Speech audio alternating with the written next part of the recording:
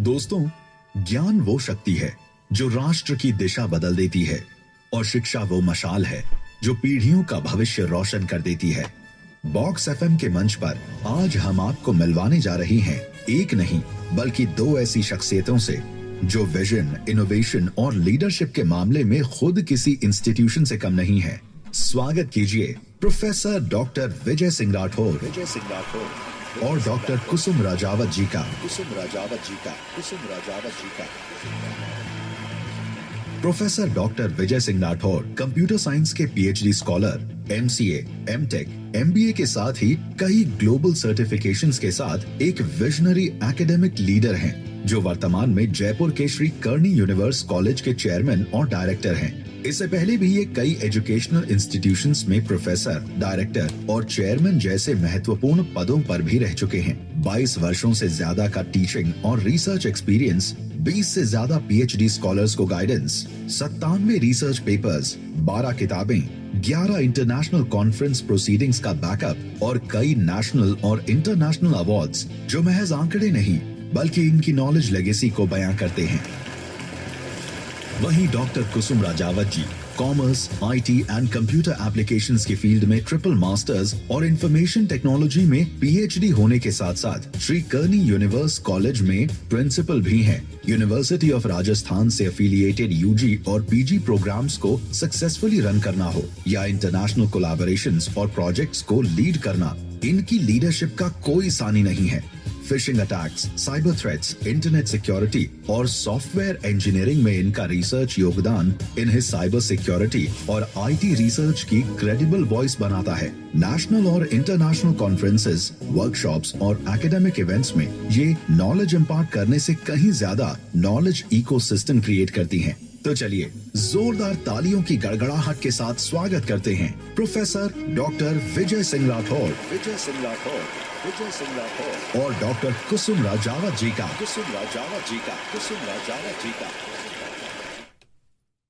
क्या बात है सर। तालियां बज चुकी हैं और जोरदार मौसम भी, माहौल भी, क्योंकि ऐसी दो शख्सियतें मेरे साथ में यहाँ पर है बॉक्स एफएम पर। मैं आरजे रविंद्र और मेरे साथ में, जैसा कि सभी ने सुनी लिया है, professor doctor Vijay Singh ji Rathore and Kusum Rajawat ji हमारे साथ में from Shri Karni universe college, Sirsi road, Jaipur. Sir, सबसे पहले बॉक्स एफएम में आना, हमसे मिलना कैसा लग रहा है आपको? सभी को प्यार भरा नमस्कार। बॉक्स एफएम में आना बहुत अच्छा लग रहा है। बहुत शानदार माहौल है, डेडिकेटेड टीम, सिस्टमेटिक अरेंजमेंट्स, तो वेरी नाइस एनवायरनमेंट। और कुसुम मैम, आप बताएं। बहुत अच्छा लग रहा है, एनवायरनमेंट बहुत अच्छा है, फ्रेंडली एनवायरनमेंट है, तो आई फील गुड। देखिए सब, अब क्योंकि बहुत सारी बातें आपसे करनी है, जितने भी हमारे लिसनर्स हैं, चाहने वाले हैं, चैट बॉक्स में मैसेज करने वाले हैं, कॉल करने वाले हैं, हमारा नंबर है 7339990969। यहाँ पर कॉल कर सकते हैं और डायरेक्ट लाइव बिल्कुल बातचीत कर सकते हैं विजय सर से, कुसुम मैम से। कोई भी सवाल हो एजुकेशन को लेकर, कहीं डाउट हो रहा हो, कुछ काउंसलिंग की जरूरत हो, तो भी आप मैसेज मुझे यहाँ पर कर सकते हैं। सबसे पहले सर, विजय सर, क्योंकि आपकी जर्नी हम जानना चाहेंगे श्री कर्णी यूनिवर्स तक, वो बताएं हमें। श्री कर्णी यूनिवर्स कॉलेज की जर्नी बहुत ही सिंपल जर्नी है। एक शिक्षक है जो कहीं पे टीचिंग कर रहा होता है कंप्यूटर साइंस के फील्ड में, और उसके मन में आता है कि भाई क्यों नहीं जो टीचिंग हम किसी कॉलेज में कर रहे हैं एज ए सर्विस के रूप में, उसको एज ए एंटरप्रेन्योर के रूप में शुरू किया जाए, और जो चीज़ें बच्चों के ओवरऑल डेवलपमेंट के लिए ज़रूरी है वो चीज़ें कॉलेज के अंदर प्रॉपरली करवाई जाए। बेसिकली जहाँ मैं सर्विस करता था वहाँ भी ये सब चीज़ें अवेलेबल थी, मनाही कुछ भी नहीं थी, लेकिन फिर भी क्या होता है कि एज एन एंटरप्रेन्योर जब आप खुद का स्टार्टअप करते हैं तो आपका जो पैशन है वो उसमें आप प्रॉपरली लगा सकते हो, और जो डिसीजन मेकिंग होती है चीज़ों को अच्छा करने के लिए वो भी आप वहाँ प्रॉपरली इम्प्लीमेंट कर सकते हो। तो मैंने इसी सोच के साथ में ये कर्णी यूनिवर्स कॉलेज का शुरुआत किया 2008 में वैशाली नगर जयपुर के अंदर। और उद्देश्य यही था कि बच्चों को न केवल डिग्रियाँ दी जाए बल्कि उनको डिग्रियों के साथ साथ एम्प्लॉयबल बनाया जाए, क्योंकि आज की जो जरूरत है वो जरूरत ये है कि पढ़ाई कोई इतनी बड़ी चीज़ नहीं है। पढ़ाई तो बच्चा कर सकता है, उसके लिए यूट्यूब है, ऑनलाइन कई तरीके हैं, लेकिन उस पढ़ाई को प्रॉपरली इम्प्लीमेंट करना और वो पढ़ाई को एम्प्लॉयबल बनाना, उसके लिए कुछ एक्टिविटीज़ हमको कॉलेज में शायद पढ़ाई के अलावा साथ साथ करानी पड़ती है।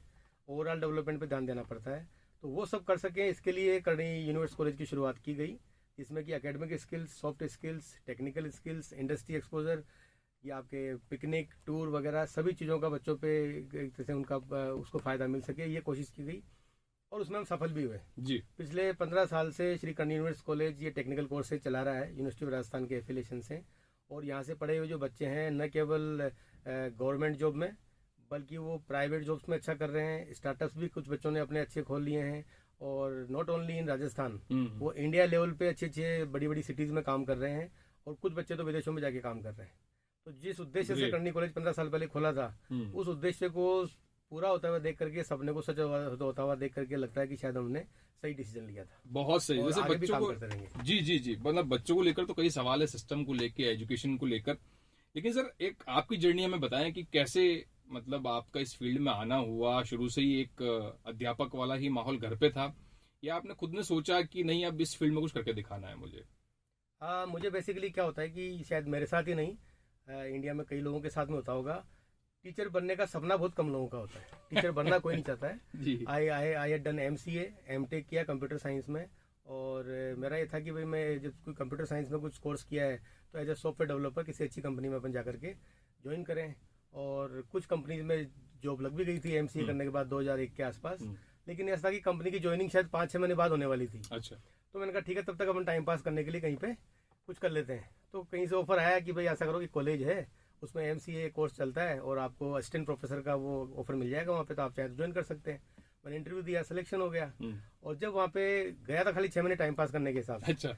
और लगा भाई 6 महीने बाद अपना जो मेरी अच्छी कंपनी, जो ड्रीम कंपनी थी, वहाँ जॉब लग चुकी थी, तो वहाँ जाके ज्वाइन कर लेंगे।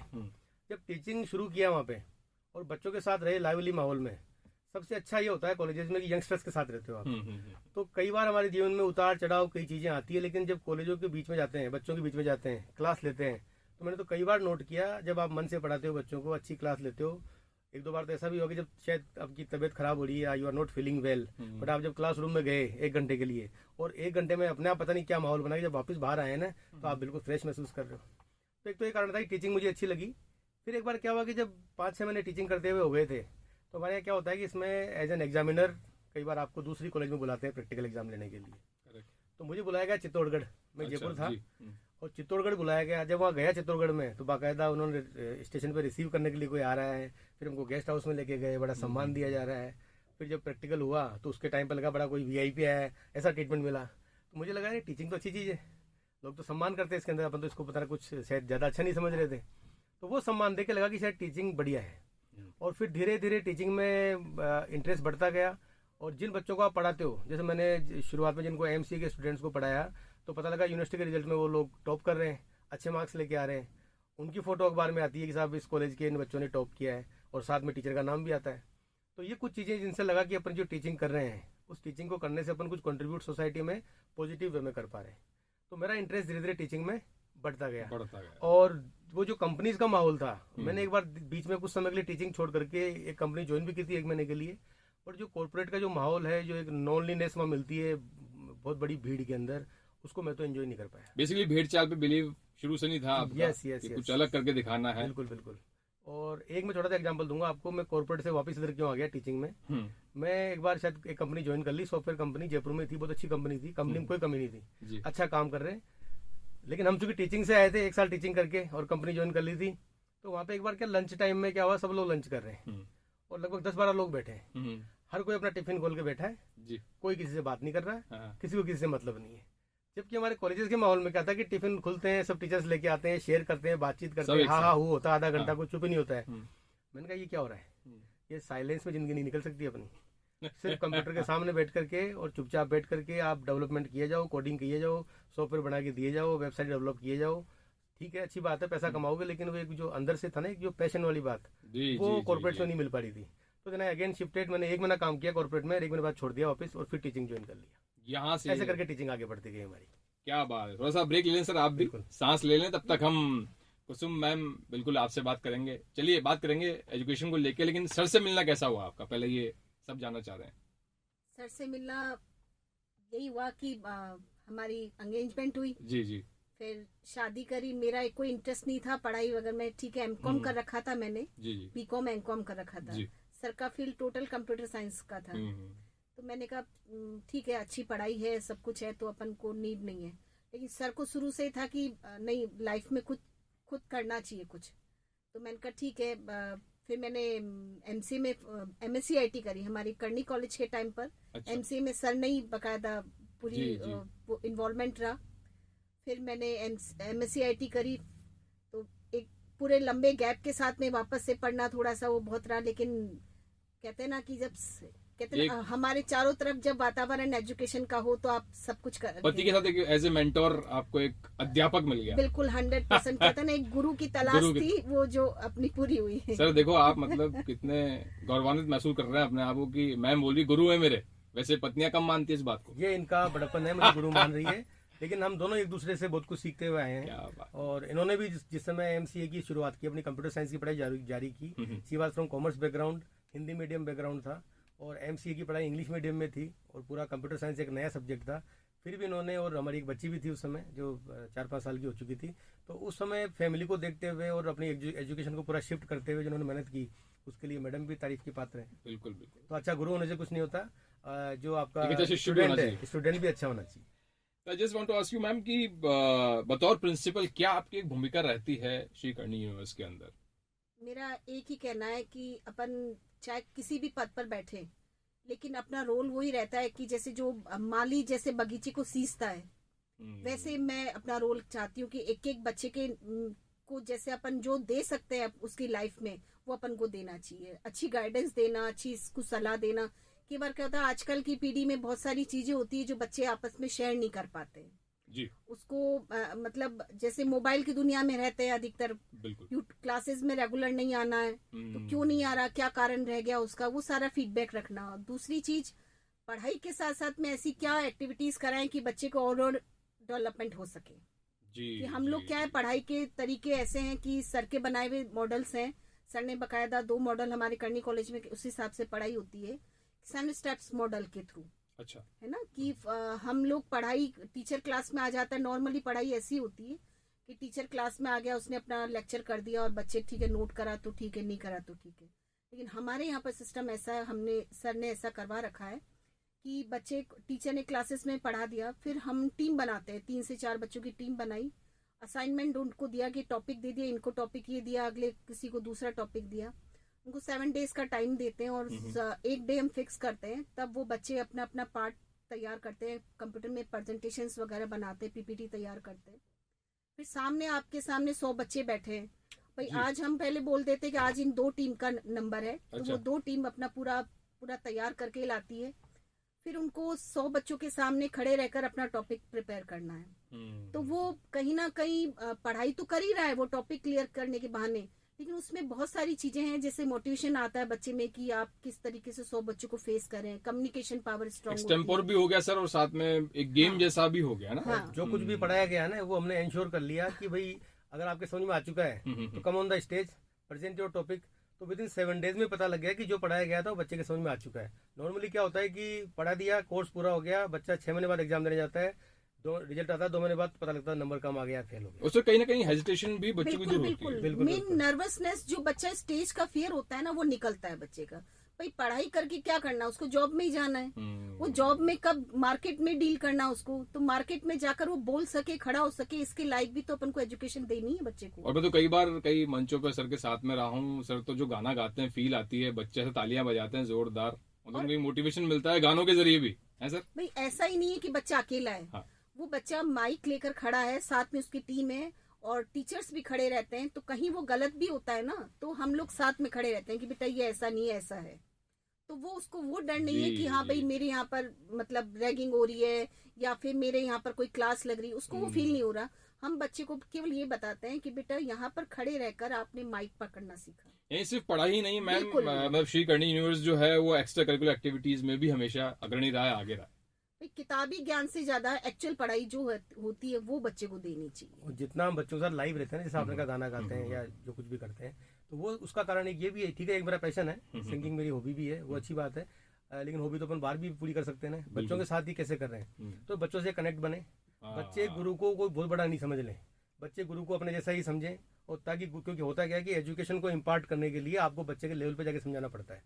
आप तो ज्ञान का समुद्र है, लेकिन समुद्र में से जो बाल्टी निकलेगी ना, वो बाल्टी उस तक कैसे पहुंचेगी, बच्चे तक। तो हमारी कोशिश क्या है कि बच्चे के लेवल तक आए, बच्चे को अपने लेवल तक लेके आए और फिर अपने अच्छी रिदम के साथ में उसको ज्ञान का ट्रांसफर करें।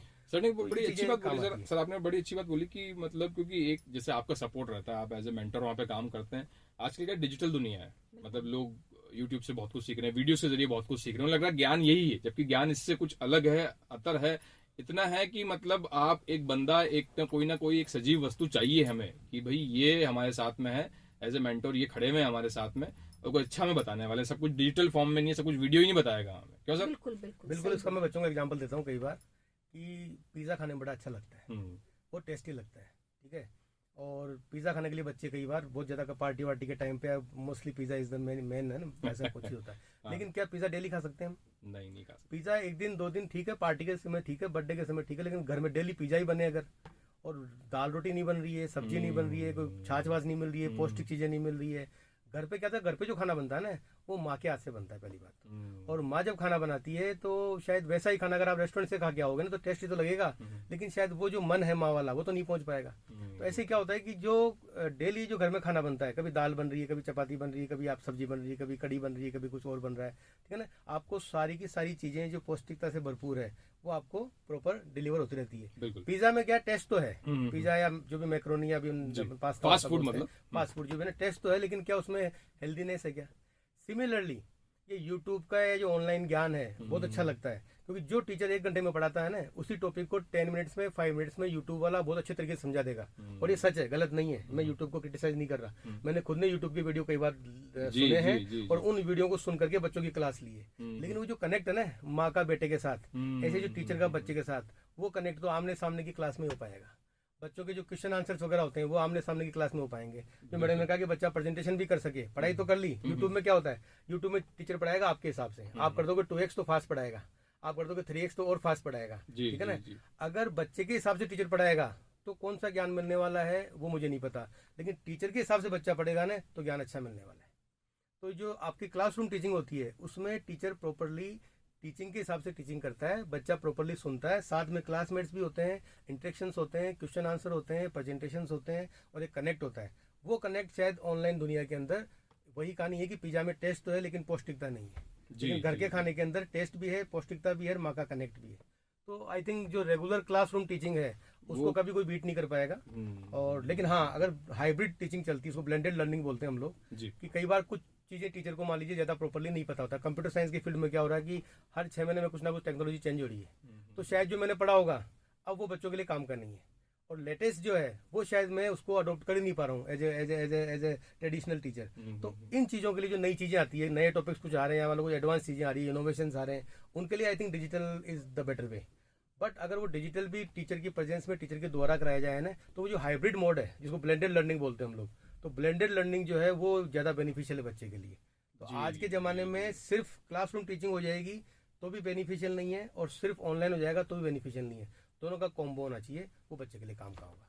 जी, कुछ मैम आप बताएं कि आज का दौर प्रतिस्पर्धा वाला है, कंपटीशन का, मतलब जहाँ पर इतना कंपटीशन चलता है, वहाँ पर श्री कर्णी यूनिवर्स कैसे अपने आप को एस्टेब्लिश करता है? क्या खास यूएसपीज है श्री कर्णी यूनिवर्स की? हमारे यहाँ पर बच्चों को क्या है, 12th पास स्टूडेंट्स आते हैं तो उनको इंडस्ट्रीज में क्या क्या एनवायरनमेंट होता है वो सब फील करवाना जरूरी है। तो पढ़ाई तो होती है, जैसे बीसीए, बीबीए, बीए वगैरह क्लासेस तो होती हैं, लेकिन साथ साथ में हम लोग ऐसे पर्सन्स को बुलवाते हैं जो इंडस्ट्रीज में अच्छे अच्छे पोस्ट पर हैं, क्योंकि सर के नोन में बहुत सारे ऐसे हैं कि जैसे हम अभी आईएएस जो आरएस मैडम बनी थी, मुक्ता राव ढाका फर्स्ट आरएस बनी थी, उनको हमने विजिट करवाया, तो उनसे उनकी जर्नी हमने बच्चों के साथ में शेयर करी। एक कंपनी है सर के नोन की, रमेश मीणा जी हैं, उनकी कंपनी अमेरिका में, तो वो जब जयपुर में आए उन्होंने कहा मैं जयपुर में आया हूँ, तो हमने बच्चों से इनसे मीट करवाया कि आप अपनी जर्नी शेयर करें, कैसे आप आगे बढ़े, क्या आपने फॉलो करा उस चीज को। तो वो अपनी पूरी जर्नी शेयर करते हैं, बच्चों को कहीं ना कहीं लगता है कि हाँ इस पढ़ाई के दौरान अपन क्या क्या तैयारी कर सकते हैं। इन्फोसिस से अग्रवाल साहब आए थे, एक यूएस इन्फोसिस में थे राजेश अग्रवाल, तो वो भी क्या है कि इसमें बेसिकली हो गया इंडस्ट्री इंटरेक्शन। यानी कि बच्चों का जिस इंडस्ट्री में बच्चे जाने वाले हैं, यानी कि आप जिस जगह जाके जॉब करने वाले हो उस जगह की रिक्वायरमेंट्स क्या है, वो इंडस्ट्री चाहती क्या है, इंडस्ट्री की डिमांड क्या है, इंडस्ट्री में किस तरीके से काम किया जाता है, तो वो जो एनवायरनमेंट है इंडस्ट्री का, वो इंडस्ट्री के लोग ही ज़्यादा बेटर दे पाते हैं। तो जो इंडस्ट्री इंटरेक्शन है वो बच्चों के साथ में हम कराते हैं, तो ये प्लस पॉइंट हमने यहाँ पे तो हम टाइम टू टाइम ऐसे लोगों से मिलवाते हैं ताकि बच्चों को पता चले कि भाई जाकर करना क्या है। भाई 3 साल की पढ़ाई या 4 साल की पढ़ाई के बाद में आपको आगे आपको मार्केट में क्या डील करनी है, कहाँ पर आपको फोकस करना है, तो वो एटलीस्ट उसके दिमाग में सेटअप तैयार होता है कि हाँ भाई ये इस तरीके से एनवायरनमेंट होता है बाहर का, तो मैं क्या कर सकता हूँ, एक पाथ वे उसको तैयार मिलता है। साथ साथ में हम लोग इंडस्ट्री विजिट भी करवाते हैं। जैसे करनी कॉलेज के बच्चों को हम इन्फोसिस में लेकर गए थे एक बार, और एक गोवा के टूर लेकर गए थे, कोको कोला की कंपनी थी, वहां लेकर गए हम। एक केक फैक्ट्री थी, एक सिप्ला की कंपनी थी, वहां पर विजिट करवाते हैं। तो उनको एटलीस्ट काम होते हुए देखकर एक लगता है कि भाई ये टीम तो ये करती है, और मार्केटिंग टीम क्या करती है, प्रोडक्शन टीम क्या करती है, सेल्स टीम क्या करती है। तो एटलीस्ट बच्चों के अंदर कई सारे क्वेरीज होती है, वो उनको पूछते भी हैं कि सर ये कैसे हुआ। तो कहीं ना कहीं वो उसका योगदान काफी है। कुछ अच्छे ब्रांड रेस्टोरेंट भी आएंगे सर जो काफी नाम कमा रहे हैं, उपलब्धियां बहुत सारी है, लेकिन देखिए क्योंकि बॉक्स एफएम है और कहीं से भी सुन सकते हैं, 24/7 ऑनलाइन रेडियो है, आप ही का रेडियो है बॉक्स एफएम, और देश दुनिया भर के लोग हमें सुन रहे हैं। और सर आपका नाम बाहर बहुत अच्छी जगह, चाहे वियतनाम हो चाहे ग्रीस हो, कुछ ग्रीस में होने वाला भी है, उसके बारे में बताएं। किस तरह से कॉन्फ्रेंसेस आप बाहर लेके गए हैं, इसके बारे में बताएं हमें। मैंने क्या एक दूसरा डायमेंशन और शुरू किया कॉलेज के साथ साथ पिछले 8-10 साल से, international collaborations, international conferences, international types का। उसके लिए कंपनी खोली अलग से, केकेसीएस के नाम से, केके कंसल्टेंसी सर्विसेज। अब उस कंपनी के तहत हम क्या करते हैं, कुछ इंटरनेशनल कॉन्फ्रेंसेज कराते हैं आउटसाइड ऑफ इंडिया। उसका भी एक ऑब्जेक्टिव क्या था, बेसिकली कॉन्फ्रेंसेज तो होती आ रही है, लोग कराते भी हैं और बहुत बड़ी बड़ी कॉन्फ्रेंसेज कराते हैं। किसी का ऑब्जेक्टिव शायद सोसाइटी कंट्रीब्यूशन का होता है, किसी का पैसा कमाने का होता है। और हमने उसमें क्या किया कि मेरा एक बेसिक उद्देश्य था कि बीइंग अ टीचर, मैं जानता हूं कि जो अपने इंडिया में जो भी असिस्टेंट प्रोफेसर्स हैं या प्रोफेसर्स हैं जो सरकारी कॉलेजों में या प्राइवेट कॉलेजेस के अंदर या प्राइवेट यूनिवर्सिटीज में वर्क करते हैं, उनका एक लिमिटेड अपना क्या कहते हैं फाइनेंशियल एक कैपिंग हर किसी के पास में होती है। चाहते सब हैं कि हम विदेश घूम के आए, या मालूम यूरोप जाएं, लंदन जाएं, अमेरिका जाएं। और मैं खुद भी, अगर मैं खुद की बताऊं स्टोरी, 15 साल पहले मेरी भी इच्छा तो बहुत थी, लेकिन जेब में इतने पैसे कई बार नहीं होते कि अपन बाहर जाके कर सकें। तो मुझे कुछ ऐसी अपॉर्चुनिटीज मिली जिनमें कि शायद अपन कम खर्चे के अंदर भी कुछ अच्छी इंटरनेशनल कॉन्फ्रेंस को ज्वाइन करने के कारण से ज्ञान का आदान प्रदान तो हुआ, उसके अलावा आपका एक एक्सपोजर हो गया, नेटवर्किंग हो गई, अच्छे लोगों से मिलना हो गया। तो फिर मैंने पिछले 3-4 साल में ये शुरू किया कि ऐसा करते हैं, हम खुद ऐसी कुछ कॉन्फ्रेंसेस कराते हैं, इंटरनेशनल कॉन्फ्रेंस, जिनमें कि जो एक आम टीचर है जो कि ज्यादा पैसा अफोर्ड करके बाहर नहीं जा सकता, उसको ऐसी अपॉर्चुनिटी मिले कि वो एक अच्छी स्कोपस इंडेक्स कॉन्फ्रेंस के अंदर, जिसमें स्प्रिंगर या IEEE जैसे बड़े बड़े प्लेयर्स शामिल हैं। और क्योंकि क्या होता है, जब तक आप अच्छा पब्लिकेशन पार्टनर नहीं लोगे, तब तक जो रिसर्च स्कॉलर्स हैं जो PhD कर रहे हैं ऑल ओवर वर्ल्ड लेवल पे, वो आपकी कॉन्फ्रेंस में इंटरेस्ट नहीं लेते। तो हमने क्या किया कि as a publication partner, Springer Nature world की सबसे टॉप कंपनी है, उनसे बातचीत करी, और उन्होंने जब हमारा काम देखा तो दे रिकॉग्नाइज्ड अस। उन्होंने कहा ठीक है, हम अप्रूवल देते हैं आपको। तो उन्होंने कहा कि आपके जो पेपर्स आएंगे इस कॉन्फ्रेंस के अंदर, इंटरनेशनल कॉन्फ्रेंस में, उनको अप्रूवल्स वगैरह हम देंगे, आप तो कराइए आराम से। तो वहाँ से अप्रूवल लिया, और उनका अप्रूवल देख करके जो इंडिया के या जो भारत के बाहर के भी जो अलग अलग कंट्रीज है, अराउंड ये मान लीजिए 40+ कंट्रीज में हमारा एक नेटवर्क है, जिसमें कि जो लोग रिसर्च कर रहे हैं या PhD कर रहे हैं कंप्यूटर साइंस के फील्ड में या कुछ अलग फील्ड्स के अंदर भी, वो अपने पेपर प्रेजेंट करने के लिए इंटरनेशनल कॉन्फ्रेंस में आते हैं। और उस इंटरनेशनल कॉन्फ्रेंस के अंदर सबको एक प्लेटफॉर्म मिलता है कि they can discuss their research work, they can know the work of other students या अदर स्कॉलर्स, एंड सबसे बड़ा explore the new cities, explore the new kind of countries we have covered sir. मैंने अभी लगभग 22 के ऊपर country cover कर लिया अच्छा है। हाँ, जो खुद एज अटेंड करने के हिसाब से वैसे करके, और जो मैंने खुद ने कॉन्फ्रेंस कराई है वो भी लगभग 7 या 8 कंट्रीज में अब तक करा दी है। अब ट्रैवलर भी हो गए सर। यस, अब लास्ट ईयर हमने एक कॉन्फ्रेंस कराई थी पोलैंड में, WSG यूनिवर्सिटी बिटगोज के अंदर, और इस साल एक कॉन्फ्रेंस प्लान कर रहे हैं ग्रीस के अंदर, जो कि जुलाई के फर्स्ट वीक में होगी। और सबसे अच्छी बात यह ग्रीस वाली कॉन्फ्रेंस में कि अलेक्जेंडर का नाम सबने सुना है, अलेक्जेंडर द ग्रेट। तो अलेक्जेंडर द ग्रेट ने जिस जगह से अपनी शुरुआत की थी और वो वर्ल्ड को फतेह करने के लिए निकले थे, तो ग्रीस में वो जगह है लरीसा। उस लरीसा में एक यूनिवर्सिटी है, यूनिवर्सिटी ऑफ थेसले। तो उससे हमने बातचीत करी। तो दोनों उद्देश्य थे कि कॉन्फ्रेंस भी कराएंगे, लेकिन एक उद्देश्य ये भी था कि अगर सिकंदर अलेक्जेंडर पूरी वर्ल्ड की यात्रा करता हुआ हमारे देश में आया है, तो हम भी क्यों नहीं एक बार जाकर के पूरी वर्ल्ड की यात्रा करते हुए उसके देश में जाएं। ये सवाल भी कभी KBC में आ सकता है मैम। यस। तो हमने क्या है कि ये जो कॉन्फ्रेंस इस बार प्लान की है ग्रीस वाली, वो लरीसा में प्लान की है, जहाँ से सिकंदर ने अपना वर्ल्ड टूर स्टार्ट किया था। तो इस कॉन्फ्रेंस में बहुत अच्छा सहयोग मिल रहा है लोगों का। इसका नाम है नाइस टीज यूरोप।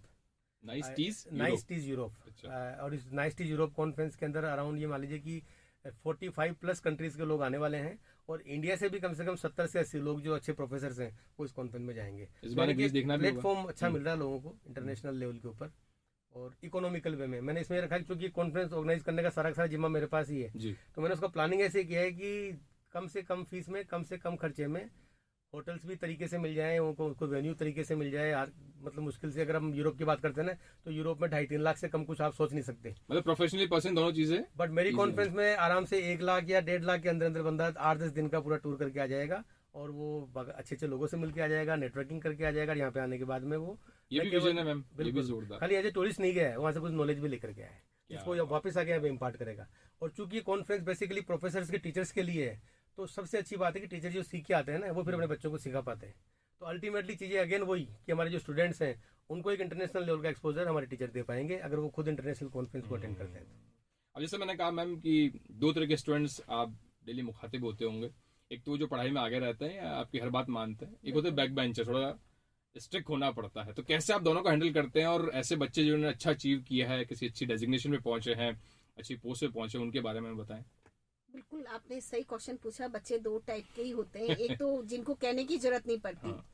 सुबह टाइम पर आना, अपने क्लासेस अटेंड करना, क्लासेस कंप्लीट होने के बाद में जाना। लेकिन दूसरे टाइप के बच्चे होते हैं, उनको अटेंड करना और उनसे काम करवाना, इसमें बड़ा मजा आता है मुझे। क्योंकि बेसिकली क्या होता है तो वो बच्चा ही ना, उसको एक मैंने ये देखा है कि नॉर्मली आप जितना प्यार से आप किसी चीज को हैंडल कर सकते हैं ना, भाई उससे पूछे कि कारण क्या है। कई बार क्या होता है कि क्या पता टीचर का समझ में नहीं आ रहा हो, या फिर क्या होता है कि एक दोस्त नहीं पढ़ना चाह रहा, उसको कंपनी देने के लिए दूसरा जाता है। तो जो मेन प्रॉब्लम है उसको सॉल्व करें। तो जैसे 1-2 बच्चे थे, मैंने बात करा कि बेटा आप लेट क्यों आ रहे हो, ये पहली वाली क्लास क्यों छोड़ते हो। बोले तो उसका कोई घर का इशू था। अच्छा। कि मैडम मैं क्या ट्यूशन पढ़ाता हूँ तो मैं 9:30 बजे से पहले नहीं आ सकता। तो एक्चुअल में के कारण बहुत सारे होते हैं। ये नहीं कि बच्चा क्लास नहीं लेना चाहता, आवारा गर्दी करना, उसका यही कारण नहीं होता। कारण बहुत सारे हो सकते हैं कि भाई टीचर का समझ में नहीं आ रहा हो, तो वो कहे मैं टीचर से मिलती हूँ कि मैडम आपका क्या मोटिव है कि बच्चों को कैसे है, तो वो सॉल्यूशन करते हैं। या फिर बच्चे ने कहा जी मैडम मैं ट्यूशन पढ़ाता हूँ, मैं 9:30 से पहले जहाँ पढ़ाता हूँ वहाँ टाइम पर नहीं आ सकता हूँ। तो इस केस में मैंने क्या करा कि भाई माना बच्चे की जेन्युइन पूरी है और बच्चा पढ़ना भी चाहता है, लेकिन टाइम ड्यूरेशन ऐसा है, उसको कहीं ना कहीं मनी की भी व्यवस्था करनी होती है। तो उस सिचुएशन में मैंने क्या करा कि जो इम्पोर्टेंट क्लासेस थी ना, वो 9:30 के बाद में लगवाई। तो क्योंकि अपना मकसद है बच्चों को पढ़ाना, उसकी प्रॉब्लम को सॉल्व करना। अगर अपन सॉल्यूशन नहीं निकाल पाए तो फिर अपना वो क्या है। बिल्कुल। तो मैंने क्लासेस का ड्यूरेशन, जो इम्पोर्टेंट क्लासेस जो होने वाली है, जो मेन क्लासेस होती है, उनका टाइम मैंने 9:30 के बाद में लगवाया। और उसको कहा बेटा अब कोई क्लासेस मिस नहीं होनी चाहिए। तो अब अपना क्लास में 100% दे सकेगा। तो ये चीज भी थोड़ा सा मेन क्या है, उसके अंदर क्या चल रहा है उसको जानना, बच्चे के अंदर क्या चल रहा है। अच्छा, एक सर मैं आपसे एक सवाल है मेरा, और खास तौर पर क्योंकि आज का एक नया ट्रेंड तो चल ही रहा है, बट पहले तो हमारे जो मार साहब होते थे या सर होते थे, वो तो खुद ही घरे आते हैं कि बच्चा ऐसा है तो चाय पी के आते हैं आराम से। आजकल पीटीएम का दौर चला, आजकल तो मेगा पीटीएम भी चलती रहती है। तो कॉलेज में तो पीटीएम खैर ऐसा कोई विषय है नहीं, लेकिन कैसे मतलब पेरेंट्स से कभी इंटरेक्शन होता है सर आपका? पेरेंट्स से इंटरेक्शन हम लोग करते हैं। अच्छा। एक तो पीटीएम माना कि स्कूल्स में ज्यादा पॉपुलर है हाँ। पर हम लोग क्या करते हैं, कॉलेज में भी हमने पीटीएम का सॉर्ट ऑफ पीटीएम एक शुरू किया है। सबके पेरेंट्स को तो नहीं, पर जो बच्चे बहुत अच्छा कर रहे हैं अच्छा, उनके पेरेंट्स को, और जो बच्चे बहुत ज्यादा अच्छा नहीं कर पा रहे हैं उनके पेरेंट्स को, दोनों को बुलाते हैं। और उसके लिए बाकायदा उनकी पूरी काउंसलिंग चलती है कि जो बच्चा अच्छा कर रहा है, पढ़ाई में सही है, इसको थोड़ा आप हेल्प कीजिए ताकि ये यूनिवर्सिटी टॉप कर सके, इसका अच्छा प्लेसमेंट हो सके, थोड़ा इसको अच्छा माहौल दीजिए। तो पेरेंट्स कई बार क्या होता है ना, बच्चा तो पढ़ने में अच्छा है लेकिन घर पे उसको अच्छा माहौल नहीं मिल पाता है, तो कोशिश करते हैं कि घर में उसको अच्छा माहौल मिल सके। और जो बच्चा, मैडम ने बताया कि मान लीजिए क्लास में रेगुलर नहीं है, पढ़ाई अच्छी नहीं कर रहा है, या मान लो शिकायतें, तो हमने एक सिस्टम कर रखा है कॉलेज में कि अगर कोई बच्चा 3 दिन तक कॉलेज में नहीं आता है तो 3 दिन तक तो कोई कुछ नहीं बोलता, ना बच्चे को ना किसी और को। अच्छा। हाँ, एक बार अगर टीचर वैसे बात करें तो कर ले अनऑफिशियली, लेकिन 3 दिन बाद नियम है कि अगर 3 दिन को रेगुलर एब्सेंट है तो उसके घर पे फोन जाएगा कि आपका बच्चा एब्सेंट है, क्या कारण है। तो कई बार तो पता लगता है कि कारण कुछ नहीं, बच्चा तो घर से निकल रहा है, कॉलेज नहीं पहुंच रहा खाली, ठीक है ना। और कॉलेज पहुंच रहा है तो वो कॉलेज के नाम से कहीं बाहर मेन गेट से की साइड में निकल लिया, तो ऐसी बातें पता लगती है। और कई बार जेन्युइन भी होता है कि साहब वो 3 दिन से सीने की तबीयत खराब थी, उसकी बुखार हो रही थी, हम उसका इलाज, पेरेंट्स खुद बोलते हैं कि हम तो साहब डॉक्टर को दिखा रहे हैं, आपको इन्फॉर्म नहीं कर पाए। तो एटलीस्ट पेरेंट्स को इन्फॉर्म रहता है कि उनका बच्चा क्या कर रहा है, क्या नहीं कर रहा है, ठीक है ना। और कोई गलत दिशा में जा रहा है तो उसका सोल्यूशन पर निकालते हैं। कुछ चैट बॉक्स से सवाल लेते हैं जो लिसनर्स हमारे टीना जी पूछे कि मैम कौन कौन से courses Shri Karni universe offer कर रहा है, तो उसके बारे में। हमारे यहाँ पर BBA, BCA, BA और MA कोर्सेज हैं अभी यूनिवर्सिटी ऑफ राजस्थान से, राजस्थान यूनिवर्सिटी से एफिलेटेड है ये, और ये सारे कोर्सेज चलते हैं। और ड्यूरेशन भी इसका बाद है, 3 साल का आपका BBA, BCA, BA हो गया, और MA आपका 2 साल का हो गया। अब MA भी अपना सेमेस्टर सिस्टम कर दिया इस साल से। पिछले साल तक ईयरली एग्जाम होते थे, अब ये इस साल से NEP लागू हुई और आपका सेमेस्टर सिस्टम है। जी। और ये राजस्थान यूनिवर्सिटी का एफिलिएशन होने का ये फायदा है, आजकल देखा होगा आपने कि साहब पीटीआई की जॉब लग गई, लेकिन डिग्रियां फर्जी थी इसलिए जॉब निकल गई। हाँ। सब इंस्पेक्टर थे, कई सब इंस्पेक्टर रिवर्ट कर दिए वापस। तो जी, फर्जी जी। डिग्रियों का मामला बहुत चल रहा है। बिल्कुल बिल्कुल। क्योंकि हमारा राजस्थान यूनिवर्सिटी का एफिलेशन है, जो कि 100 साल पुरानी यूनिवर्सिटी है और गवर्नमेंट यूनिवर्सिटी है। तो यहाँ से बीसीए, बीबीए या बीए, एमए करने का मतलब ये है कि आपको जो डिग्री मिल रही है वो एटलीस्ट ऑथेंटिक है। अभी शायद 1 साल पहले की बात है, इन्फॉर्मेटिक असिस्टेंट की एक पोस्ट निकलती है सरकारी स्कूलों में टीचर के लिए। वहाँ पे बच्चों का सिलेक्शन हुआ, लगभग 6000 पोस्टें थी राजस्थान सरकार की, और हमारी कॉलेज के लगभग 26 बच्चों का सिलेक्शन उसके अंदर हुआ 6000 में से। अच्छा। हमको पता लगा कि जो 26 बच्चे हमारी कॉलेज के थे उनका सिलेक्शन हुआ और तुरंत उनको ज्वाइनिंग 1 या 2 महीने में मिल गई। लेकिन जिन बच्चों ने प्राइवेट यूनिवर्सिटी से या कहीं और से किया था, ठीक है ना, फर्जी डिग्री तो आप भूल जाओ, उसका सिलेक्शन में से कैंसिल हो गया। लेकिन जो फर्जी नहीं थे, डिग्रियां सही भी थी, लेकिन यूनिवर्सिटी प्राइवेट थी, तो उस केस में क्या हुआ कि सरकार बोलती पहले हम जांच कराएंगे। तो उन्होंने 6 महीने जांच कराई पहले, और 6 महीने की जांच के बाद डिग्री सही निकली। लेकिन वो 6 महीने का जो टाइम था वो तो बच्चा पीछे रह गया ना। वो पीछे जिसको 6 महीने की सैलरी मिलती है, उसको 6 महीने का कोई मान लो कुछ उसका फायदा होता है, उसका खराब हो गया। तो करणी यूनिवर्सिटी कॉलेज से डिग्री करने का ये फायदा है कि तो आपको गवर्नमेंट यूनिवर्सिटी की डिग्री मिल रही है जो 100 साल पुरानी यूनिवर्सिटी है। और अभी लास्ट 1-2 महीने पहले की बात है, राजस्थान यूनिवर्सिटी को A+ ग्रेड मिला है नेक का। तो अगर आप A+ ग्रेड की यूनिवर्सिटी से अगर आप कोई डिग्री कर रहे हो तो फिर आगे जाके आपने जो मेहनत करके गवर्नमेंट जॉब या कुछ भी शुरू किया है ना, उसमें कुछ क्वेश्चन मार्क नहीं लगते हैं। अदरवाइज आजकल ये बहुत चल रहा है, पिछले 8-10 साल से देखा हमने कि जॉब लग गई, 5-6 साल जॉब भी कर ली, और कई बार तो सरकारी नौकरी के केस में क्या होता है कि जॉब हो गई, लड़की वाले रिश्ता लेके आ गए, शादी भी हो गई, एक बच्चा भी हो गया, अब पता लग रहा है 5 महीने बाद डिग्री फर्जी थी। तो वो ठीक है, डिग्री फर्जी थी, नौकरी तो वापस ले लिया आपने, जैसे सब इंस्पेक्टर के केस में हुआ, लेकिन अब क्या शादी वापस हो जाएगी क्या, या बच्चे को मार दिया जाए? यानी कि वो एक गलत डिसीजन जो था वो आगे तक पूरी लाइफ को लेके चला गया। तो इसलिए 12th के बाद डिसीजन प्रॉपरली लें कि हमको सही यूनिवर्सिटी या सही कॉलेज से एडमिशन लेना है। और करणी यूनिवर्सिटी कॉलेज एक सही कॉलेजों की लिस्ट में है। बिल्कुल। जो 15 साल से हमने किया है वो आज तक का रिकॉर्ड सब एकदम ग्रीन चिट है, कहीं भी कुछ प्रॉब्लम नहीं। मैम आप बताएं कि जैसे काउंसलिंग की जरूरत कब कब एक बच्चे को महसूस होती है? कुछ बच्चे आगे होके आते भी हैं, या आप थोड़ा भाप लेती हैं कि शायद थोड़ी प्रॉब्लम चल रही है स्टूडेंट के साथ में, समझाते हैं इसको? सर मोस्टली क्या होता है, बच्चे क्या है एनवायरनमेंट से आते हैं। आपके क्या होता है कि प्राइवेट यूनिवर्सिटी का ये रहता है कि वो इजी प्रोवाइड करवा देते हैं, कि कुछ तो ऐसी है कि आपको डायरेक्ट जैसे फर्स्ट का कोई बच्चा रह गया तो डायरेक्ट सेकंड की आपको मार्कशीट मिल जाएगी, तो वो उनको इजी वे में जो मिल जाता है तो उनको वो लगता है कि हाँ ठीक है, यहाँ पर मेहनत करनी पड़ेगी, एग्जाम भी देने पड़ेगा। तो कुछ बच्चे ऐसे आते भी हैं कि मैडम पास कराने की गारंटी है क्या? अच्छा। तो मैंने कहा बेटा पास तो जितना आप करोगे, ये तो वो सर ने बिल्कुल कहा ये तो समुद्र है, जितना आप बाल्टी इसमें ले सकते हो उतना आपके लिए बेनिफिशियल है। तो वो जो प्राइवेट यूनिवर्सिटी का जो है ना कि भाई इजीली पास हो जाते हैं, वहीं के वहीं एग्जाम होते हैं तो इजी पेपर भी दे देते हैं, बैक में भी मिल जाता है, तो वो कहीं ना कहीं उनके माइंडसेट को चेंज कर देते हैं। लेकिन एक समय आने के बाद में उनको ही कहीं ना कहीं रियलाइज होता है कि है तो गलती। जी। तो वो थोड़ा सा कहीं भटक जाते हैं, तो उनको थोड़ा सा उस चीज को, क्योंकि एक्चुअल उनको रिजल्ट तो 3 साल बाद में या 4 साल बाद में आएगा, लेकिन वो इजी हर चीज कहते हैं ना, लुभावनी चीजें हमेशा अच्छी लगती हैं। एक जो आप काउंसलिंग का एग्जांपल दे रहे थे ना, कल की बात है, जो बच्चा एक जो फेल हो गया था फर्स्ट ईयर में, वो हाँ बिल्कुल बिल्कुल। मैडम ने क्या काउंसलिंग प्रॉपर्ली की उसके साथ, वो एग्जांपल आप शेयर कर सकते हैं? बिल्कुल, कल एक बच्चा आया, वो क्या अभी नॉट प्रमोट वाला राजस्थान यूनिवर्सिटी में बहुत चल रहा है जी। तो वो नॉट प्रमोट हुआ तो एक्चुअल में उसे पता ही नहीं चला कि मैं फेल हूँ कि पास हूँ। कुछ NEP अभी लागू ही हुई है, तो NEP के क्या क्या फायदे हैं वो बच्चों को बताने पड़ेंगे, और क्या क्या इसके साइड इफेक्ट्स हैं ये भी बताने पड़ेंगे। तो बच्चे ने सोचा कि मेरा पूरा साल खराब हो गया, तो वो गया प्राइवेट यूनिवर्सिटी के पास में कि साहब मेरा तो ये साल हो गया, ऐसा हो गया, ये हो गया। उसने कहा ठीक है, तुरंत आप चिंता मत करो, आपको सेकेंड ईयर में एडमिशन दे देंगे। तो वो मेरे पास में आया कि मैडम TC और CC दे दो, मैं तो सेकंड ईयर में, मैं तो उसने मुझे नहीं बताया कि मैं कहाँ जा रहा हूँ। अच्छा। लेकिन मुझे आइडिया है कि ये बच्चा यहाँ हो गया तो क्यों नहीं जा रहा। तो फिर मैंने कहा बेटा देखो, दूसरी जगह जाओगे तो वहां पर नई शुरुआत करोगे, यहाँ पर क्या है सेमेस्टर में जो पेपर आपके रह गए उन्हीं को ही पास करना है, सारा आपका रिपीट नहीं होगा। लेकिन उसने कहा मैडम क्योंकि वो वहां पर फीस एक साथ, वो फीस भी एक साथ ले लेते हैं, तो बच्चा पैसा अटक गया इसलिए बच्चा अटक जाता है वो। लेकिन मैंने उसके माइंड से 2 चीज क्लियर करी। मैं कहा बेटा तेरे को ये दुख हो रहा है कि मेरा वहां पैसा लग गया, तो ये करना कि मुझे पैसा मत देना, जब तक आपके पूरे सेमेस्टर क्लियर नहीं हो जाता, जो ड्यू पेपर्स है, जब तक आप मुझे 1 रुपया मत फीस जमा कराना। तो आपके माइंड से ये हटा दो कि हाँ साहब पैसा इंपॉर्टेंट है, मेरे लिए इंपॉर्टेंट आपका है कि सेमेस्टर सिस्टम लागू है। तो आपके नॉट प्रमोट वाले जो पेपर है, अभी आपका जो फॉर्म खुला हुआ उसको फिल करो, उसके 3 पेपर रह रहे थे। मैं केवल 3 पेपर आपको पढ़ना है, आपका सेमेस्टर क्लियर है। तो आप ये दिमाग से ही हटा दो कि यहाँ पर, फिर मैंने उसको बताया राजस्थान यूनिवर्सिटी का है, वो क्या बेसिकली आर्मी की तैयारी कर रहा था। अच्छा।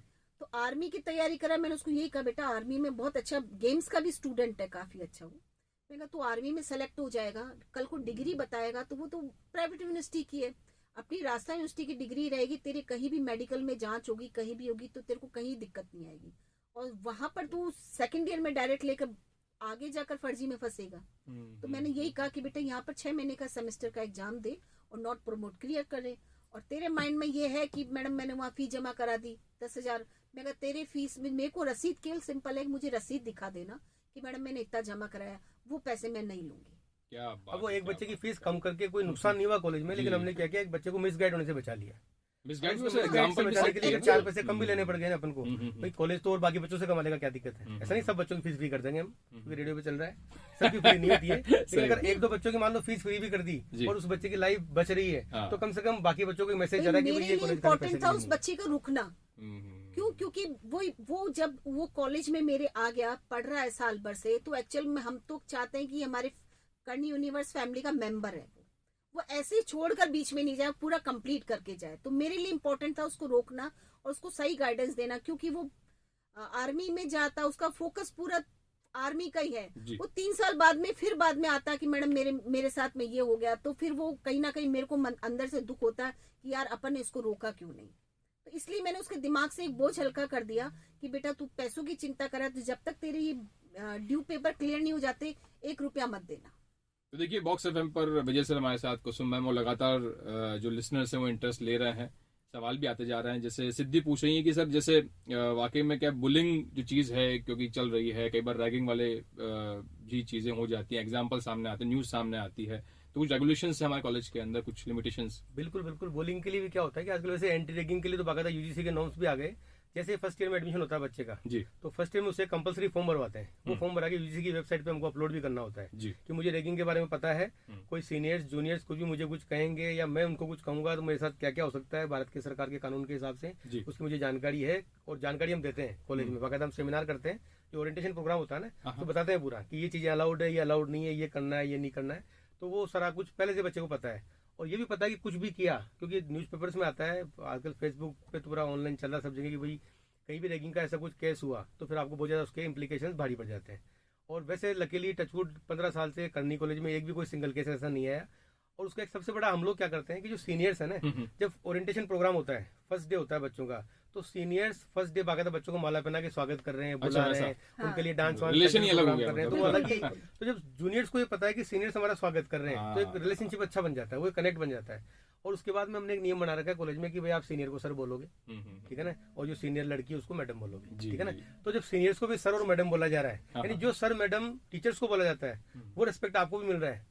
तो जिस सीनियर को इतना अच्छा रिस्पेक्ट मिल रहा है, वो जूनियर के साथ में आलतू फालतू बुलिंग अनावश्यक बातों में अपना वो होता ही समय खर्च नहीं करेगा फिर। और 1-2 कुछ केस ऐसे हुए हमारे कॉलेज में भी, इसी साल की बात है, कि सीनियर्स ने तो कुछ नहीं किया, लेकिन जो जूनियर्स थे फर्स्ट ईयर के नए आए थे, जेएनजी, तो जेएनजी उल्टा पड़ गए। और कुछ उन्होंने क्या किया, कुछ थोड़ा कुछ मारपीट वगैरह छोटे आपस में एक दूसरे से करने की कोशिश करी, करे तो नहीं, वो सिर्फ खड़े हो गए आमने सामने। हमको पता लगा, हमने बुला करके लगभग 6 बच्चों की ऑन द स्पॉट टीसी काट दी। अच्छा, जो बच्चे फर्स्ट ईयर में नए नए आए थे, मैंने कहा बेटा आप पधारो, अगर आपको, मैंने कहा अगर आपको ये लड़ाई दंगे करने हैं और ज्यादा जवानी आ रखी है, गुस्सा बहुत आता है, बिल्कुल आना भी चाहिए, आपकी उम्र है, लेकिन इस कॉलेज में ये जगह नहीं है। आप जाइए, जिस कॉलेज में सब अलाउड होता हो वहाँ जाके आप एडमिशन लीजिए, हमारे से आप निकल जाइए। तो लगभग 10 बच्चों की टीसी काटी, फिर 10 में से 4 के पेरेंट्स घर पे आकर के उन्होंने बाकायदा कॉलेज में आकर के माफी मांगा, समझाया, और वो बच्चे फिर वापस हमने उनको माफ भी कर दिया। लेकिन 6 बच्चों को फिर हमने रवाना ही कर दिया। लेकिन पूरे कॉलेज में मैसेज किया गया कि अगर इस कॉलेज के अंदर हमने ऐसा कुछ भी किया, अनुशासन पूरा है, हाँ, जो अनुशासन के बाहर जाएगा, तो ये लोग, जैसे मैडम ने बताया ना कि जब बच्चे की फीस माफ कर सकते हैं, तो हम 6 बच्चों की फीस के चक्कर में, ऐसा नहीं कि भाई हम कल को अगर 6 बच्चों की टीसी काटते हैं तो एक फाइनेंशियली कॉलेज को लॉस भी होता है, लेकिन हम उस लॉस को भी नहीं देख रहे हैं। कि ये जो एक डिसिप्लिन का माहौल है वो बना रहे और अच्छा रहे, उसके लिए बाकायदा हम कुछ भी करने को तैयार हैं। कमेटीज हैं, वुमेन हरासमेंट की कमेटी है, चाइल्ड हरासमेंट की कमेटी है, और जो भी आपके ये जो सीनियर जूनियर का रैगिंग एंटी रैगिंग की कमेटी है, उस कमेटी में, हर कमेटी में मोस्टली प्रिंसिपल है, हर कमेटी, हर बच्चे का कम्युनिकेशन टीचर्स की टीम है। तो अगर कोई प्रॉब्लम भी है ना, तो हमने बोल रखा है कि आप ईमेल कर दो, ये अपना ईमेल है, एक फोन नंबर, मेरा खुद का फोन नंबर ओपन दे रखा है, आप हमको फोन कर दो। अगर चुपचाप शिकायत करनी है कि भाई ठीक है अपना नाम आप नहीं बताना चाह रहे, तो एक बॉक्स बना रखा है कॉलेज में, उस बॉक्स में लाके डाल दो कि भाई इस कॉलेज के अंदर ये गलत हो रहा है, मैडम हमको इससे शिकायत है, तो फिर उसका सोल्यूशन आपका 2-3 दिन में हो जाएगा आराम। तो ये सब हम कर रहे हैं ऑनलाइन। आजकल तो वैसे ऑनलाइन जमाना है, ये ऑनलाइन सेशन चल रहा है, बोलना नहीं चाहिए, लेकिन फिर भी मैं एक शेयर करना चाहती हूँ। मेरा क्या है, बच्चों से डायरेक्टली कम्युनिकेशन है। मोस्टली क्या होता है, प्रिंसिपल रूम क्या होता है कि इनको हर बच्चे का नाम ध्यान है। अच्छा, आप अगर ट्राई करके देख लेना, किसी को कभी कॉलेज में आना आप, और मैडम इसका नाम क्या है, इसका नाम क्या है, मैम नाम नहीं, और- नाम के अलावा हर बच्चे का क्या प्रोग्रेस है, किसकी कितनी फीस बाकी है, कितनी जमा है, ये भी उनको पता है सर। हर एक बच्चे का फोन नंबर मेरे Accountant भी मोबाइल चाहिए में सेट है। और मोस्टली क्या होता है कि प्रिंसिपल रूम क्या होता है, गेट बंद होता है, कोई मिलना, मेरे पास में ये है कि मेरा हमेशा गेट ओपन रहता है। बच्चा किसी और के पास जाए नहीं जाए, मेरे पास में जरूर मिलकर जाएगा। सर वो घर का हिसाब भी डायरी में मेंटेन नहीं मैम के तो यहाँ वो पे दिमाग। हाँ, डायरेक्टली पूरा कम्युनिकेशन है। और रही बात आपने जो बताया रैगिंग का वगैरह का, इसमें ये क्या है कि हर एक बच्चे को पता है कि मैडम का हर वक्त कहीं ना कहीं है इन्वॉल्वमेंट, तो वो चीज टचवुड ऐसा कभी नौबत पूरी आई कॉलेज में कैमरे लगा रखे हैं, लगभग 48 से ऊपर कैमरे हैं। कम्युनिकेशन हर हर एक कोने बच्चे में से कैमरा है। डायरेक्टली है और सर आपने अभी जैनजी वाली बात की, कई क्रांति हमने सुनी है और कई कंट्रीज के अंदर तो जैनजी कहर भी ढा रहा है अच्छा खासा। तो एक सवाल आया जैनजीज को लेकर कि सर आजकल के स्टूडेंट जितने भी विद्यार्थी हैं वो मतलब फॉरेन पढ़ने का एक क्रेज भी है, बाहर भी जाना चाह रहे हैं। तो आपकी सोच क्या है सर, इंडियन यूथ को यहीं रह के प्रोग्रेस करें या अगर बाहर की अपॉर्चुनिटी मिलती है मैं तो ये वहाँ वाली पे? सोच 10 साल पहले लेके आ गया था, फॉरेन वाली। हम्म, जेएनजी में दो बातें हैं, एक तो इंस्टाग्राम फेसबुक ऑनलाइन इन छोड़ेंगे नहीं। अगर इनको आपको मना करोगे मोबाइल लेके नहीं आना है या इंस्टाग्राम फेसबुक नहीं करना है, तो फिर ये उल्टा आपको रिवोल्ट करेंगे। अच्छा। हमने क्या किया हमारी कॉलेज में, ये दो चीजें खुद कर रहे हैं आगे से, हम्म, कि आपके जो भी एक्टिविटीज हैं वो सब ये ऑनलाइन बेस्ड एक्टिविटीज हम कॉलेज में खूब कराते हैं, हम्म। है ना। ऑनलाइन कई बार ऑनलाइन गेम्स भी कराते हैं। और उसके अलावा जैसे इंस्टाग्राम फेसबुक का अगर है तो हम बच्चों को बोलते हैं कि ऐसा करो ना, आप खुद का गेम बनाओ एक, जो बीसीए के स्टूडेंट्स हैं जी। उस गेम को आप अपलोड करो और बाकी लोग उसको डाउनलोड करेंगे अच्छा। और फिर यूज करेंगे। बाकी अलग एक बच्चा है, आयुष मंत्री नाम है उसका, वो 5-6 साल पहले की बात है, उसके फादर आए मेरे पास। फादर बहुत ही अच्छे व्यक्ति हैं, मैथ्स के टीचर हैं, स्कूलों में जाके पढ़ाते जी। हैं पार्ट टाइम। बोले साहब ये बच्चे को आदत पड़ गई मोबाइल की, मोबाइल छोड़ता नहीं है, क्या करें कैसे करें, और आप डांटो इसको। मैंने कहा डांटा तो मैंने आज तक किसी को ही नहीं। मैंने उसको बुलाया कि बेटा क्या करता है, बोले नहीं सर पापा तो समझते नहीं है, ऐसा वैसा। हमको बता फिर भी पापा कहते तो गेम खेलता रहता है। बोले हाँ सर। तो ऐसा कर, गेम खेलते हैं, और एक आप बीसीए कर रहे हो, सेकंड ईयर में आ गए, ठीक है ना, why don't you make your own game. आप कोई गेम बना के देखो और हम सब मिलके खेलेंगे, क्या दिक्कत है। और उस गेम को बनाने में कोई दिक्कत आपको आती है टेक्नोलॉजिकली, मैं आपकी हेल्प करूंगा। उस बच्चे ने वास्तव में मेहनत करी, उसने गेम डेवलप भी किया। अच्छा। हाँ, और उसका गेम उसने भी खेला, हम सब ने खेला। और बाद में वो बच्चा थोड़ा मेहनत करते करते, अभी आप बात करते कि बच्चे क्या क्या कर रहे हैं, वो लड़का जिसके की सेकंड ईयर में उसके खुद के फादर शिकायत करने आ रहे हैं कि बच्चे को मोबाइल की लत पड़ी हुई है, वो उसी मोबाइल की लत को काम में लेते हुए वो बच्चा आज की तारीख में उसने वियतनाम में एक ऑफिस खोल रखा है, इटली में एक ऑफिस खोल रखा है, वैशाली नगर में एक ऑफिस है, और वो इंटरनेशनल बिजनेस करता है। उसकी कंपनी का मुझे नाम ध्यान नहीं है, लड़के का नाम आयुष मंत्री, आयुष मंत्री नाम है, बहुत शानदार लड़का। और वो लड़का पिछले 5 साल में, और आजकल तो शायद विदेशों में रहता है, वो जैसे अपन लोग विदेश जाते हैं ना, वैसे वो इंडिया आता है आजकल। तो ये सर आपकी मेंटरशिप में ही हुआ है सब कुछ? मेंटोरशिप भी कह सकते हैं, लेकिन ये कि एक प्रॉपर गाइडेंस देना। गाइडेंस बिल्कुल। हाँ, अभी जैसे हमने क्या किया है कि ये जो इंस्टाग्राम फेसबुक की लत बच्चों की छूटती नहीं है, और आप छुटा भी नहीं सकते, और जी। कोशिश भी नहीं करनी चाहिए, ये असंभव है। तो हमने क्या किया कि डिजिटल मार्केटिंग या जो इस तरह के है ना, जो कुछ ऑनलाइन के कुछ चीजें, वो एक बच्चों के कोर्स में डाल दिया अलग से, साइबर सिक्योरिटी, ये सब चीजें। जी जी। कि भाई आप डिजिटल मार्केटिंग करो, जरूरत भी, इंस्टाग्राम हाँ। को यूज करो, मैं तो कह रहा हूँ करो इंस्टाग्राम को यूज। आप हमारी कॉलेज के ऐप वो बनाओ, रील्स वगैरह बनाओ, उनको इंस्टाग्राम पर डालो, और डिजिटल मार्केटिंग के थ्रू आप अगर हमारे पास लीड्स आती हैं तो हम बाकायदा इसका पैसा और देंगे आप। ओह क्या बात तो है, मैंने क्या बच्चे को बात ये ज्ञान भी दिया कि नॉट ओनली माई कॉलेज, मैं आपको मिलाता हूँ 5 कॉलेजों से और, उनके भी इंस्टाग्राम की रीलें बनाओ, उनकी भी डालो। तो यहीं से और आप- बिजनेस का ज्ञान भी मिल रहा है। तो हाँ, आराम से अगर 10,000 रुपए महीने की एक कॉलेज भी दे रहा है ना, हाँ, तो उसने 5 कॉलेज से टाइप कर लिया। और नॉट ओनली कॉलेज, आप तो किसी कंपनी को पकड़ सकते हो, आप किसी इंडस्ट्री को पकड़ सकते हो। अगर 10-12 इंडस्ट्री आपने पकड़ ली, और इंडस्ट्री कैसे पकड़नी है हम सिखाते हैं बीबीए के बच्चों को, अच्छा कि किस तरह से आपको इंटरव्यू करना है, किस तरह से बातचीत करना है, क्या करना है क्या नहीं करना, पर्सनैलिटी, कम्युनिकेशन, सब सिखा रहे हैं। जी। तो वो जो जिन चीजों को यूज कर रहा है, इंस्टाग्राम फेसबुक को या मोबाइल को, उनको यूज करते हुए अगर 50-60 रुपए महीने के कमाने के लायक बन रहा है, तो उसको कहाँ दिक्कत है। एक करण का सवाल और लेते हैं मैम, आप भी बता सकते हैं कि जैसे उन्होंने लिखा है अभी चैट बॉक्स के अंदर कि प्लेसमेंट को लेकर कितना ध्यान रखा जाता है श्री कर्ण यूनिवर्सिटी के अंदर? मोस्टली क्या होता है कि प्लेसमेंट्स में क्या होता है कि बच्चे को एनवायरनमेंट वगैरह हम लोग एजुकेशन के साथ नहीं देते। दूसरा, बीसीए में क्या अब इस साल से तो लागू करा है कि सॉफ्टवेयर ट्रेनिंग वगैरह होगी, लेकिन हमारे कॉलेज में लास्ट काफी सालों से हम लोग बीसीए के स्टूडेंट्स को ट्रेनिंग करवाते हैं, सॉफ्टवेयर ट्रेनिंग। तो पढ़ाई के साथ साथ में आपको सॉफ्टवेयर कैसे डेवलप किया जाता है, कैसे इम्प्लीमेंटेशन होता है, वो सब चीजें हम लोग पहले से ही करवा रहे थे बच्चों को। तो वो कहीं ना कहीं हम लोग प्रोवाइड करा रहे थे। भाई एनईपी ने तो इस साल लागू करा है, हम सालों पहले से करते आ रहे हैं।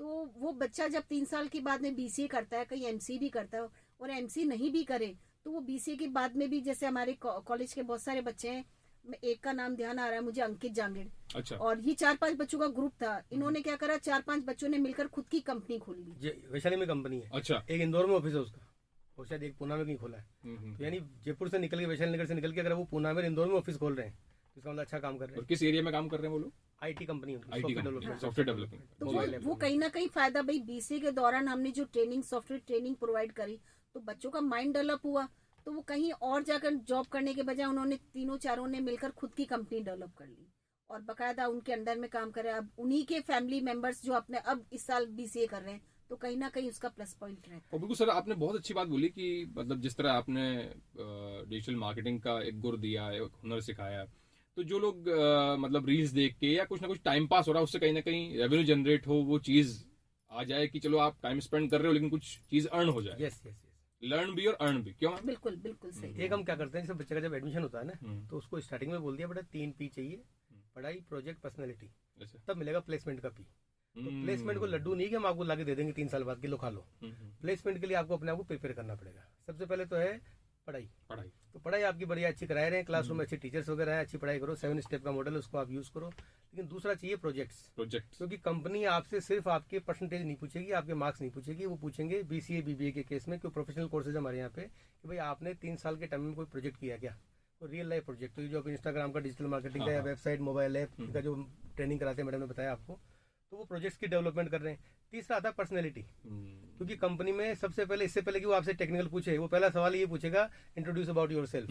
और जो इंट्रोड्यूस योरसेल्फ में जब आप 2 लाइन बोलते हो ना, तो वही सिलेक्शन हो जाता है। टेल मी अबाउट योरसेल्फ वाला ही सवाल जो है आपको। हाँ, पर्सनैलिटी में फिर क्या चाहिए, रहन सहन कहन, 3 चीजें। अच्छा, आप रहते कैसे हो, ठीक है ना, कहन का मतलब आप बोलते कैसे हो, और सहन का मतलब पेशेंस कितना है। तो जेन जी में जो सहन वाली चीज है ना, ये थोड़ा सा हमको डेवलप करनी पड़ती है। जेन जी को गुस्सा बहुत जल्दी आता है, तो वो हम उनको सिखाते हैं कि बेटा गुस्सा बिल्कुल ठीक है, और गुस्सा तब आना चाहिए जब आप बॉर्डर पे खड़े हो और आपके 4 सैनिक पाकिस्तान ने मार दिए, तब तो गुस्सा आना चाहिए आपको। तब उसके 12 बहुत बढ़िया, बहुत अभी जो फिल्म है ना बॉर्डर 2 में ये तो था कि जब खुद के साथी को मरता होता तब गुस्सा आया, तो जाके उसने बम फोड़ दिया जाकर के। तो वहां तो गुस्सा जरूरी है, लेकिन आप मम्मी पे गुस्सा कर रहे हो जो आपको खाना बना के खिला रही है, आप टीचर पे गुस्सा कर रहे हो, आप उस दोस्त पे गुस्सा कर रहे हो जो आपके साथ बेचारा दोस्ती निभा रहा है। तो उस जगह गुस्सा किस जगह करना चाहिए। गुस्सा गलत नहीं है, अगेन हम वही कहते हैं, मोबाइल गलत नहीं है, इंस्टाग्राम गलत नहीं है, फेसबुक गलत नहीं है, गुस्सा गलत नहीं है, पर किस जगह कितना करना है वो पता होना चाहिए। तो रहन कहन और सहन, इन तीनों की तैयारी हम बच्चों को थ्रू आउट 3 इयर्स तक कराते हैं। ये आपके 3 P, एक रहन सहन कहन, ये हमेशा याद रहेंगे। Leads to 4th P, placement. अच्छा, वो वहाँ पे अगर उस पे आप करोगे स्टेप 1 तो स्टेप 2 आपको मिलेगा। तो हो रहा है बच्चे आराम से। वो आपने सही कहा सर, गुस्सा क्या बड़ा कमजोर होता है, हमें गुस्सा बड़ा चालाक होता है, कमजोर पे निकलता है। वो एक वो कहीं ना कहीं वो चीज आ जाती है। लेकिन अब जैसे घर पे मम्मी कुछ बोलती नहीं तो गुस्सा वहाँ निकल गया। हाँ, क्योंकि पता है ना, वो कभी गलत सोच नहीं सकती, उनके लिए तो उनको कह दिया और ठीक है। ये भी है। इसमें सर एक सबसे बड़ा हमने कंसेप्ट ये लेके रखा है 15 साल से, कि इन बच्चों को एक्सेप्ट करो, आप जैसे है वैसे एक्सेप्ट करो। आप आदर्शवादी बातें मत करो कि ऐसा बना देंगे वैसा बना देंगे। हर कोई अर्जुन नहीं बनेगा जी, और हर कोई दुर्योधन भी नहीं रहेगा, ठीक है ना। लेकिन जो बच्चा जिस तरह, अगर दुर्योधन को भी मान लो सही ज्ञान दिया होता, दुर्योधन ने गुरु पकड़ा शकुनी को, अर्जुन ने गुरु पकड़ा श्री कृष्ण को, तो आपका गुरु कैसा वो भी डिपेंड करता है कई बार। तो हम चाहते हैं कि हम जब ये बात चले कहीं पे कि हम कौन सी कॉलेज से पढ़े, गुरु कौन थे, और जब हमारा नाम आए तो फिर वो नाम अर्जुनों को बनाने में आए, दुर्योधनों को बनाने में ना आए।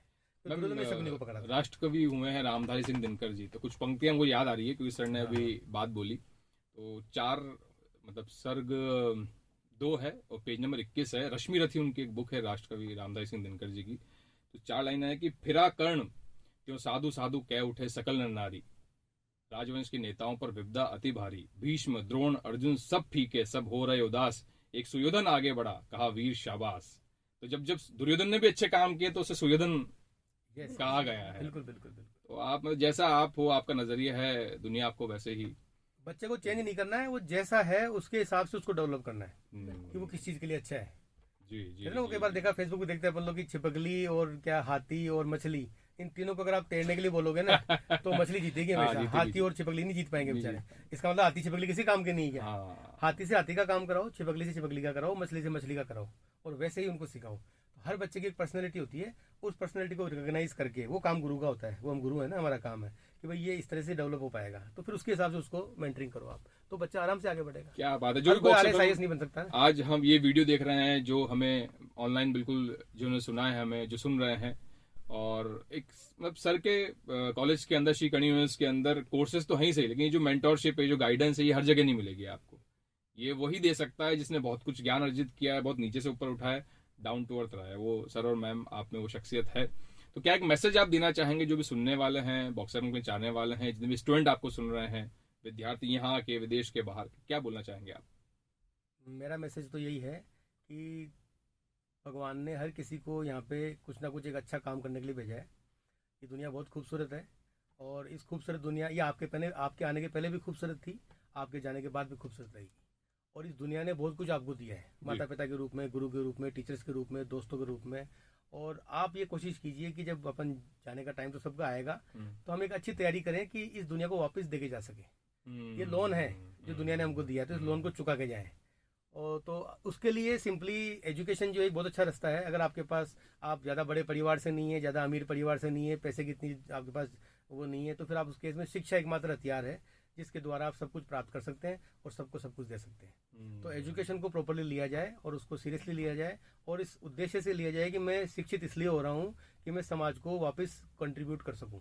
नौकरी करने के लिए, पैसा कमाने के लिए, माना कि नौकरी पैसा जरूरी है, लेकिन आप इसी के लिए अगर पढ़ाई करोगे ना, तो फिर आपकी पढ़ाई संकुचित होकर रह जाएगी। आप ज्ञान का अर्जन करने के हिसाब से पढ़ाई करो और इस ज्ञान के थ्रू सोसाइटी का आप कैसे कंट्रीब्यूट कर सकते हो उसके लिए पढ़ाई करो, तो आप कभी फेल नहीं होगी। सर ने बहुत अच्छी बात बोली, बहुत अच्छी बात बोली। एक लॉयन किंग जो एनिमेटेड फिल्म है, तो सिम्बा जो शेर का बच्चा शेर से पूछता है कि असल में किंग कौन है, तो उसका फादर बताता है कि किंग वो है जो इस दुनिया को दे सकता है। बिल्कुल। जी मैम, क्या मैसेज देना चाहेंगे? मेरा यही है बच्चों को आज के टाइम में कि थोड़ा सा ऑब्लाइज, क्योंकि सर ने बताया जैन जी हर चीज पर हक समझती है कि ये हमारा हक है, लेकिन बच्चों को ये होना चाहिए कि थोड़ा सा ऑब्लाइज की भावना होना चाहिए। मैं ये कहती हूँ सुबह होने से लेकर रात तक बहुत सारे लोग होते हैं जो उनकी जर्नी में जुड़ते हैं, कहीं ना कहीं उनके ड्रीम को सहयोग करते हैं कि सुबह उठे तो मैंने बच्चों को बोलती हूँ मैं बकायदा कि बेटा मम्मी सुबह उठती है, आपके लिए खाना बनाती, सब करती, तो मम्मी को एक थैंक यू बोलो। आप सुबह आए, आपके लिए बस में आए, वो बस लगी आपके लिए, बस वो ड्राइवर भी, तो उसको भी एक बार थैंक यू सर या थैंक यू भैया, तो आप उसको करके थैंक यू। टीचर आपकी क्लास लेती है तो उसको थैंक यू बोले, तो कहीं ना कहीं ऑब्लाइज की भावना आएगी, जिम्मेदारी की भावना आएगी, तो ग्रेटिट्यूड अंदर होना चाहिए, कृतज्ञता का भाव आपके अंदर। ये आजकल की पीढ़ी में कहीं ना कहीं मिसिंग है। तो मैं चाहती हूँ वो ऑब्लाइज की भावना इनमें शुरू से आए ताकि वो इस चीज को मैच्योरिटी से हैंडल कर सके। और सही तो यूनिवर्स को भी जितने भी कई अच्छे मेंटोर हैं जिन्होंने किताबें लिखी है हिंदी इंग्लिश के अंदर और भी भाषाओं के अंदर, तो उन्होंने कहा है कि थैंक्स बोलना चाहिए। यूनिवर्स आपका थैंक्स सुनता है और यही थैंक्स मेरे ख्याल से श्री करणी यूनिवर्स के जो स्टूडेंट निकले हैं वो आपको थैंक्स बोल रहे हैं कि अच्छे हमें मेंटोर मिले, अच्छे गुरु मिले, तो आज हम उस जगह पर पहुंचे, चाहे विदेशों में अपना नाम कमा रहे हो, चाहे वो इंडिया के अंदर रह रहे हो, चाहे वो फील्ड कोई और भी चूज कर लिया हो। और सर क्या एक विजन लेके हम चल रहे हैं कि हमें वो माइलस्टोन अचीव करना है या वो चीज जो आने वाले टाइम के अंदर श्री करणी यूनिवर्स से आपसे हमको दिखने वाली है? हमारे कॉलेज में जो हमारी टैगलाइन है, we want to create socially responsible, technologically advance and global ready citizens. यही विजन है कि जो सिटीजन्स जो आज के बच्चे हैं वो कल के सिटीजन बनेंगे, ठीक है। तो ये बने सोशली रिस्पॉन्सिबल, सोसाइटी के लिए रिस्पॉन्सिबिलिटी की भावना समझे। सोसाइटी मीन्स आपके पेरेंट्स हो गए, फ्रेंड्स हो गए, दोस्त हो गए, टीचर्स हो गए, सराउंडिंग हो गया। तो वो जो अपने बात करें सराउंडिंग को आप क्या दे सकते हो, सोशली रिस्पॉन्सिबल। बट खाली उससे काम नहीं चलेगा, टेक्नोलॉजिकली एडवांस्ड, कि आपको आज की टेक्नोलॉजी के हिसाब से जो चीजें सारी जो चाहिए जरूरत की चीजें वो आपको आनी चाहिए। और तीसरा है ग्लोबल रेडी, कि आप इस लायक ना बने कि सिर्फ आप छोटी मोटी जॉब कर सके, सरकारी या प्राइवेट कोई सी भी। ग्लोबल का मतलब वर्ल्ड लेवल के लिए रेडी बनना आप। तो हम श्री करणी यूनिवर्सिटी कॉलेज में तीनों की तैयारी करा रहे हैं, socially responsible, technologically advance and global ready citizens. बहुत तो उसमें कितना पूरा हो पाते हैं, कुछ तो कोशिश कर रहे हैं, 15 साल से आगे और बढ़ेंगे धीरे धीरे।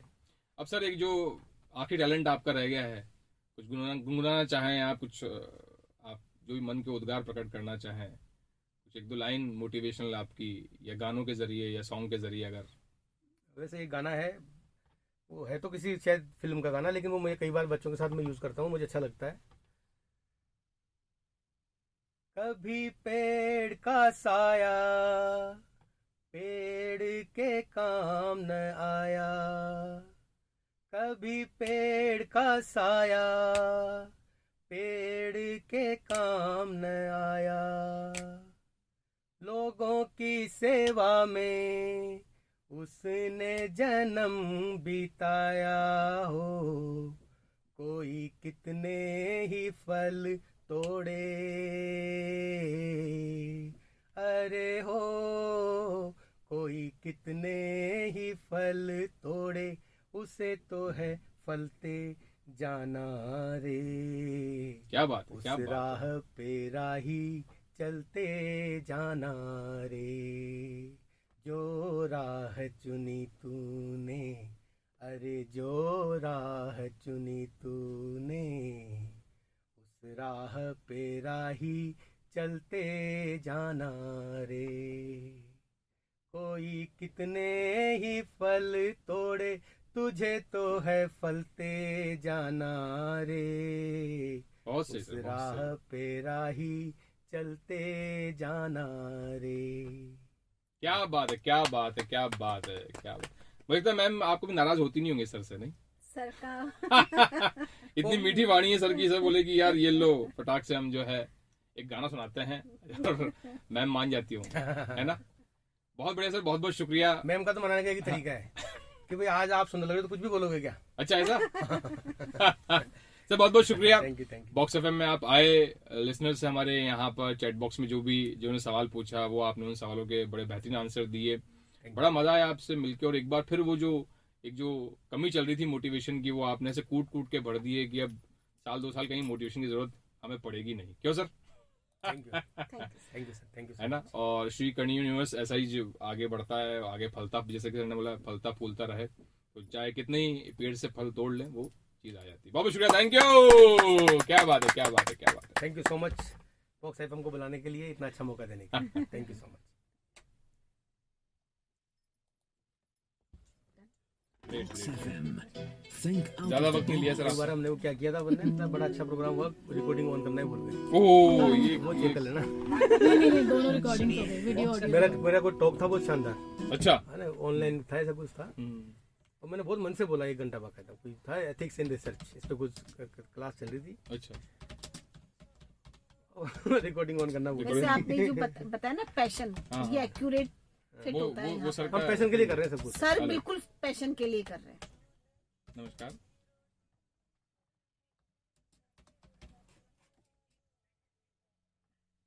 वो तो सर का पैशन तो हमेशा से ही मैम। क्लास सुबह सर की क्लास होती है, और चाहे कोई भी आकर बैठ जाए, सर सबको पता है क्लास में मतलब क्लास छोड़कर नहीं आएंगे, चाहे कोई कोई भी भी मेरा